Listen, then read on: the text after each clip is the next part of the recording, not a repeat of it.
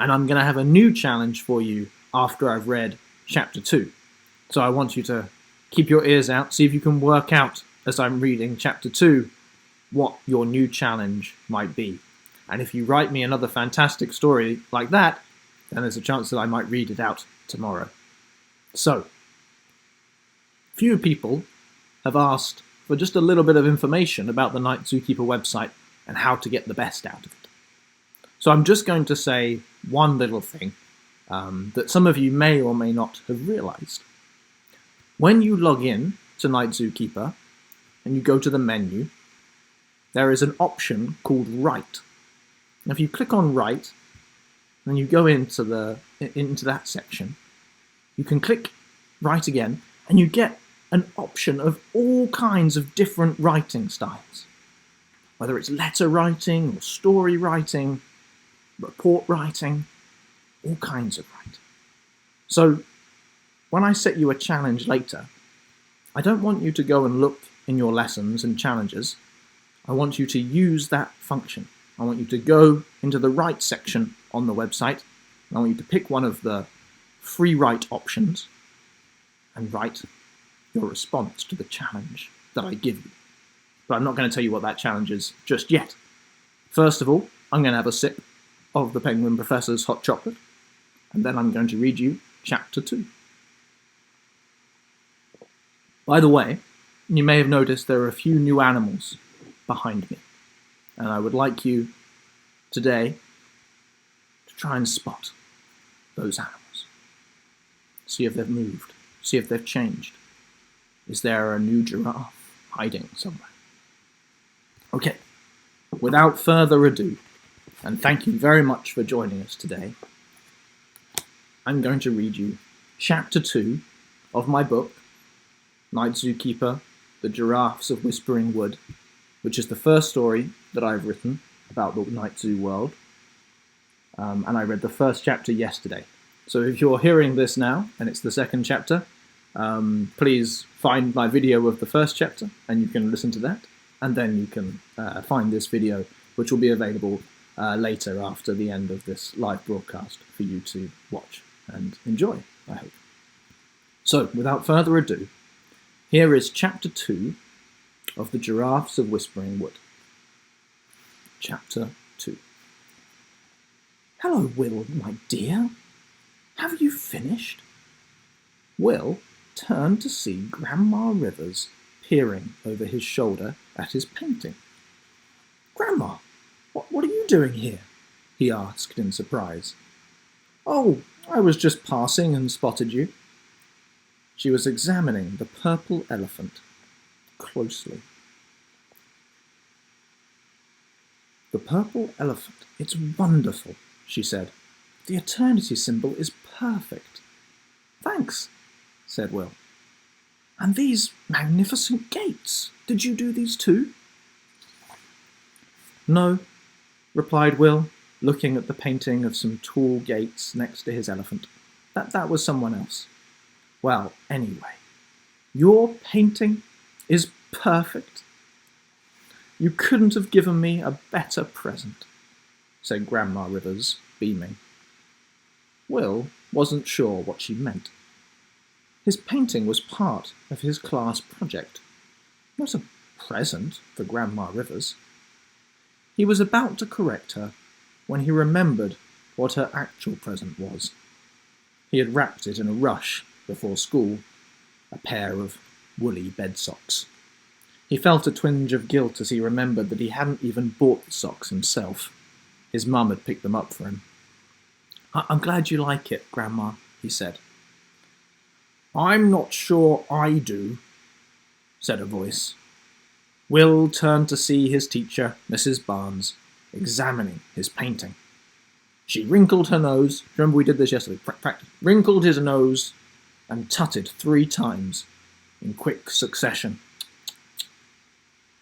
Isaac was lurking next to her, his hands behind his back. He smiled smugly at Will. Will clenched his jaw. It was obvious that Isaac had told the teacher about his purple picture. Now Isaac was hanging about desperately hoping to see Will get into trouble.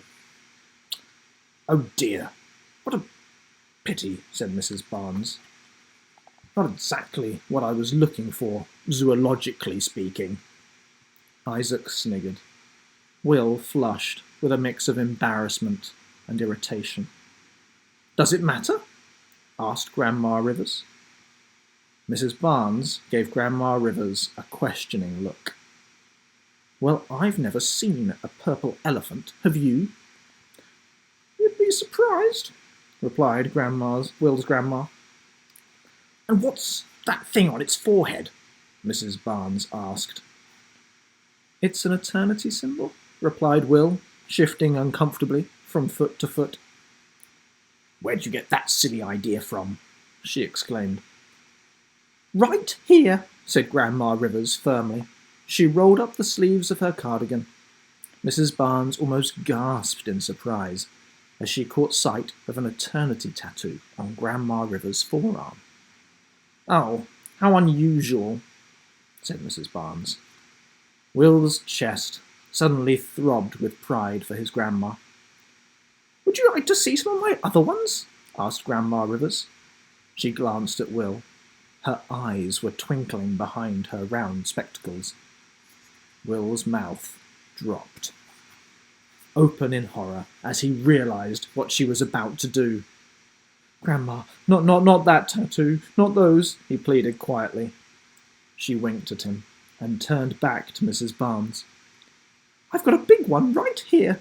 She lifted up the bottom of her cardigan and hooked a thumb into the elastic waistband of her long skirt. She began to pull the top of her skirt down towards her bottom. Mrs. Barnes looked alarmed, and Isaac put his hands over his eyes. "Please stop right there," Mrs. Barnes interrupted quickly. "Think of the children." Grandma Rivers removed her thumb and smiled sweetly at the teacher. Will, who had been holding his breath, sighed in relief. Mrs. Barnes recovered herself. "I'm sorry, Will, I must insist," she said. "You need to change your picture." "What?" said Will. "No, please." Mrs. Barnes ignored him. "Isaac," she said, "the paint, please." Isaac stepped forward with a grin, revealing what he had been hiding behind his back. A large pot of thick grey paint and a gunky paintbrush. Will's heart sank. Mrs. Barnes held out the brush towards him. Will turned to Grandma Rivers for help. To his surprise, Grandma Rivers pulled him into a powerful hug and whispered in his ear, "Remember, that elephant can be anything you want it to be. All you have to do is believe. You're ready. You're finally ready." She released him and smiled brightly. "Anyway, I'm off. Got to see a man about a crocodile," she announced. "Goodbye, Mrs. Boring. Whoops, I mean Barnes. Boring Barnes. Silly me." Mrs. Barnes scowled. Will covered his mouth to hide his smile, and without another word, Grandma Rivers strode away on her short, sturdy legs. Mrs. Barnes fixed Will with a stern look. "You know what to do, young man," she said. Reluctantly, Will took the brush and the pot of paint. Mrs. Barnes turned on her heel and stalked away. Isaac scurried after her. Will turned to see Grandma Rivers disappearing around the corner of the street. He laughed. She had been so rude, threatening to show her tattooed bottom and calling his teacher Mrs. Boring. Will stared at the brush in his hand and then at his picture. He shook his head and then started to work. As he covered the purple paint with the grey, his grandma's words echoed in his mind. "You're ready. You're finally ready." Will shook his head. Ready for what? He wondered. His grandma really was strange. now. After school, Will was sitting at the kitchen table. His mum had made a huge, wonky cake. Each layer was different. It was bright coloured and it was decorated with sprinkles, bonbons and candied fruit. "I helped," said his brother proudly. "No kidding," replied Will. He thought that next year he might ask for a plain cake from the supermarket. "Where's Grandma?" he asked. "And where's her cake?" "I'll get her," announced Charlie. Hang on, Charlie," said Will's mum quickly. Will saw her swap a look with his dad. "The thing is, she's gone away." "You mean she's not there?" asked Will. "Sorry, Will, I just went to check. Her shed's all locked up," said his dad. "She only told us she was going away this morning. She's off on one of her adventures. You know what she's like." Will felt a bit hollow inside. It was the first time he could remember his grandma not being there. They had always celebrated their birthdays together.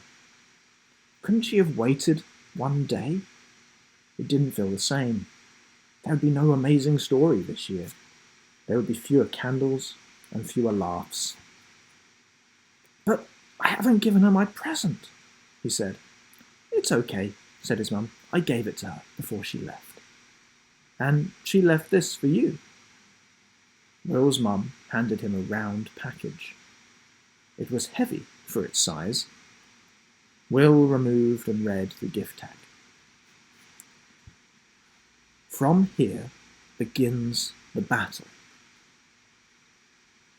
Will peered and peeled the wrapping paper apart and looked at the object inside.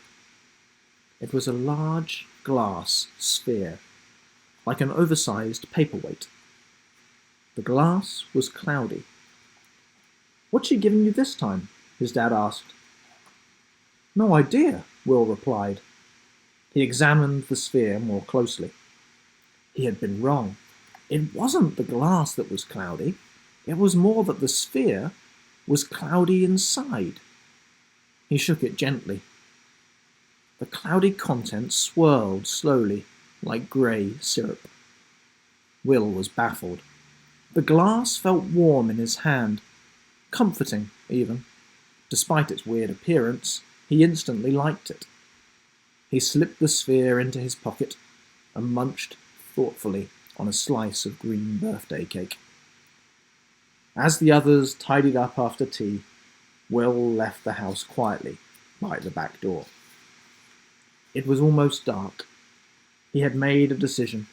If Grandma could do what she liked on her birthday, so could he. Her words had come back to him. That elephant can be anything you want it to be. She didn't worry about rules and being zoological or anything else, so why should he? Will didn't care what Mrs. Barnes or Isaac thought.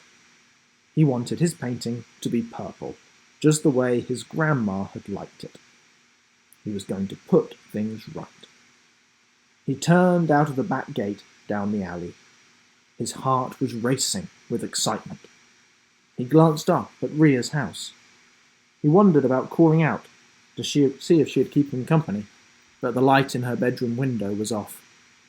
For a second he thought he saw the curtains twitch, but it was probably just a trick of the fading light.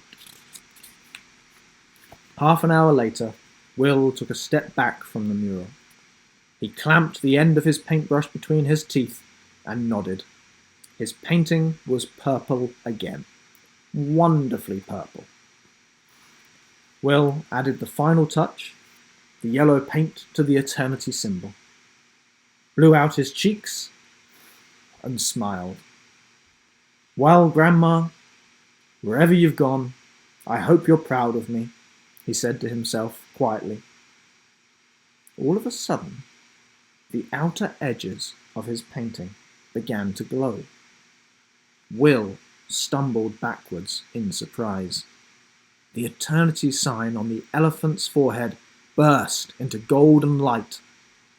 Will stared in fascination. All up and down the wall, the painted animals on the mural lit up and shone brightly.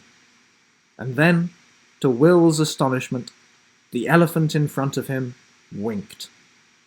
Will shook his head in disbelief.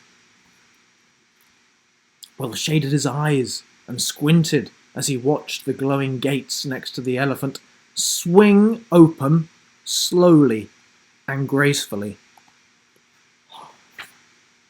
End of the chapter, I'm afraid. We'll have to find out tomorrow what Will does. I hope you were listening very carefully to that, because I'm now about to set you your challenge for today. So Will, in that chapter, received a present of an orb, a glass sphere, from his grandma.